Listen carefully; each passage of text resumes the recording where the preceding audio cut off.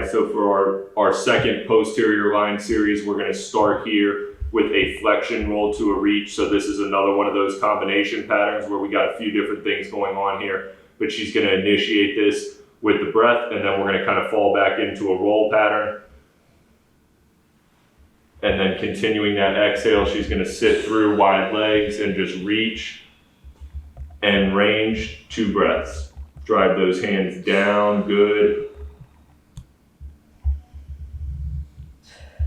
That's perfect there. And then we'll kind of fold back up, rebreathe, reset. So when we see her go into this back roll here, take note of how the pelvis lifts up and back deliberately.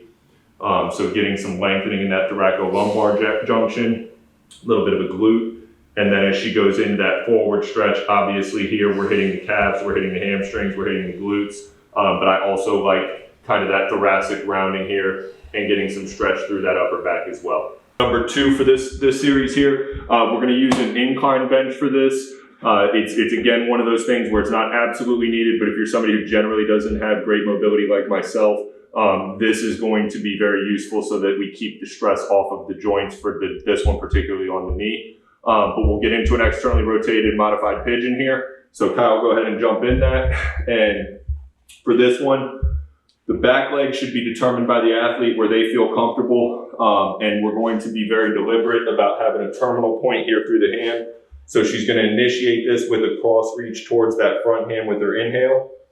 And then she'll initiate her exhale as she comes back and around. And she's going to work the terminal length there. And then this is where we're going to rebreathe on this one. So as I've mentioned a couple of times with these line stretches in the series, you know, sometimes we're going to have movements that are really highlighting multiple lines at one point. When we add rotation, lateral line will be involved, spiral line will be involved. In this position here, her right hip, we're really emphasizing the posterior line through the glute, abductors.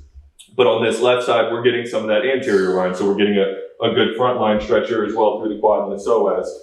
On this front reach, notice how Kai's letting that shoulder kind of fall and drop into it. So getting good scapular motion. And then as she comes back to the top here, stacking that shoulder back on top of the scap and getting good length through the arm there.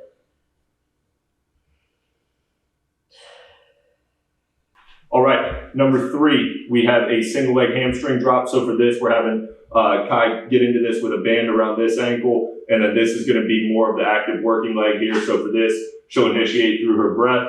We've got good length through the hamstrings. We've got the toes down towards the shin. Now she's going to kind of go into this scissoring action. So letting that band pull this top leg in as that outside leg drops down. So this is another good example where we're getting, you know, reciprocating length here as it applies to this one. That reciprocating action is going to be really good for the deep pelvic muscles, even kind of getting into some of the pelvic floor stuff.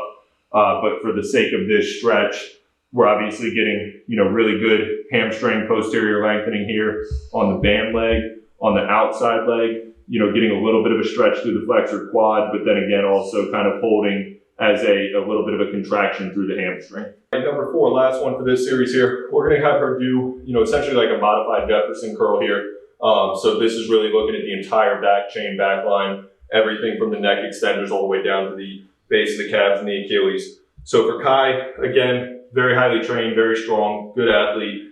This 45-pound bar is going to be plenty enough for her to kind of help pull into that bottom part of the stretch. If you're somebody that's not as highly trained, or maybe you don't really lift as much, you can do this with something as light as, you know, 10 to 20 pounds. But we just want a little bit of assistance to pull into the stretch here. So Kai's going to initiate this with her breath, and then we'll pay attention here to the head movement.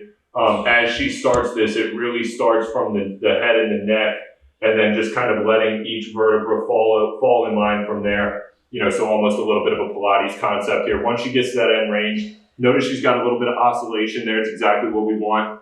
You know, a little bit of motion with that breath cadence.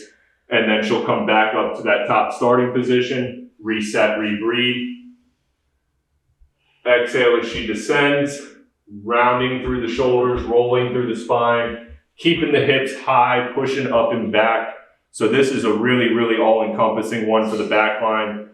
Depending on who you are, how you move, what your history is, you'll feel this anywhere from calves, hamstrings, through that glute complex, low back, and then up through the thoracic spine.